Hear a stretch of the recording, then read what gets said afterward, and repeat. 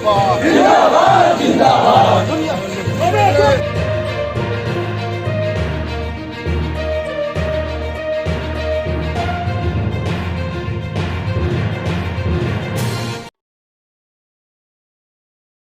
आज बिहार की जदयू और भाजपा की सरकार नीतीश कुमार के नेतृत्व में और दिल्ली में मोदी और शाह के नेतृत्व में बीजेपी आरएसएस की सरकार जनता के ऊपर रोज नए हमले कर रही है। यहाँ दरभंगा जिला में बुलडोज़र की संस्कृति अभी उन्होंने लाई है। जाले के अंदर उन्होंने बुलडोज़र चलाया, गरीबों के घर ख़त्म कर दिए। उत्तर प्रदेश में वही हो रहा है, दिल्ली में वही हो रहा है। और इस बुलडोज़र के पूरे संस्कृति के खिलाफ लाल झंडा हमने आज तय किया कि इसका ज़बरदस्त प्रतिरोध पूरे बिहार में किया जाएगा।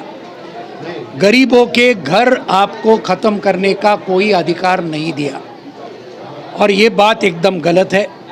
उसके साथ साथ में जो दूसरे सवाल है, महंगाई के सवाल, बेरोज़गारी के सवाल, ज़मीन का सवाल, किसानों को आज लागत खर्चे का 1.5 गुना दाम मिलने का सवाल, ज़मीन का हक मिलने का सवाल, ये सब सवालों को लेकर मार्क्सवादी कम्युनिस्ट पार्टी और बाकी हमारे सभी जन संगठनों ने ये तय किया है कि पूरे बिहार में एक बहुत बड़ा संघर्ष हम छेड़ेंगे।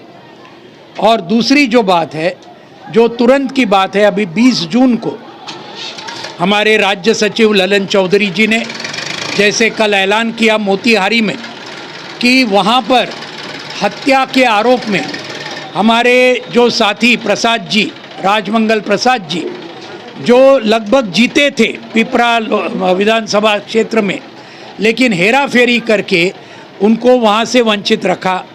अभी उनको एक मर्डर के इसके आरोप के अंदर उनको गंवाने का काम किया है। तो इसके खिलाफ कल हम मोतिहारी में थे, बड़ा उसके अंदर सविनय अवज्ञा आंदोलन हुआ 2 दिन के लिए।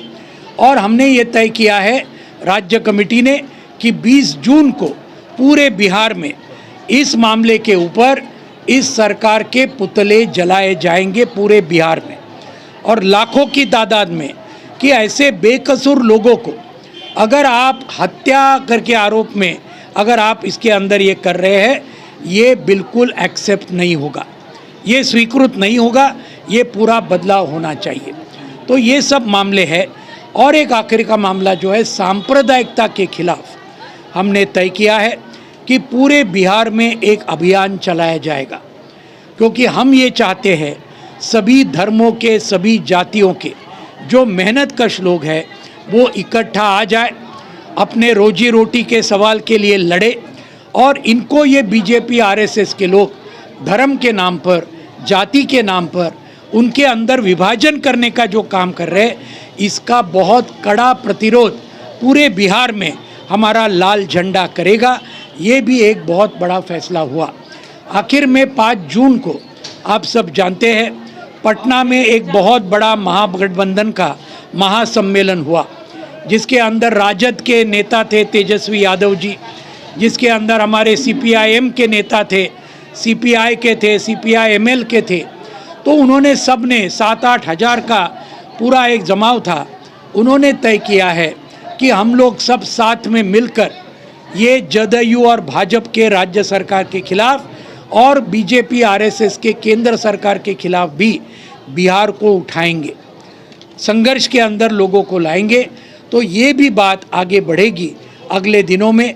और इसके अंदर ज़रूर हमें पूरा विश्वास है कि बिहार की जनता ये सभी आंदोलनों को बहुत बड़े पैमाने पर लाखों की तादाद में इसको समर्थन देगी, ये हमको पूरा विश्वास है।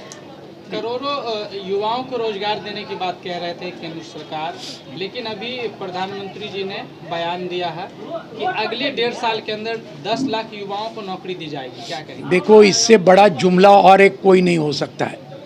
पहले भी जुमला था, 2 करोड़ हर साल देने वाले थे। 8 साल में 16 करोड़ नौकरियां मिलनी थी, लेकिन कुछ नहीं मिला। जैसे मैंने कहा, 44 करोड़ लोग थे काम पर 2013 में। 2021 में उनकी तादाद उल्टी कम हो गई और 38 करोड़ हो गई, यानी 6 करोड़ों की नौकरी चली गई मोदी सरकार के 8 साल के अंदर। तो ये 10 लाख का ये दूसरा और एक जुमला है। उनको पता है कि बहुत आक्रोश है युवा पीढ़ी में, क्योंकि किसी को भी कुछ नौकरी नहीं मिल रही है।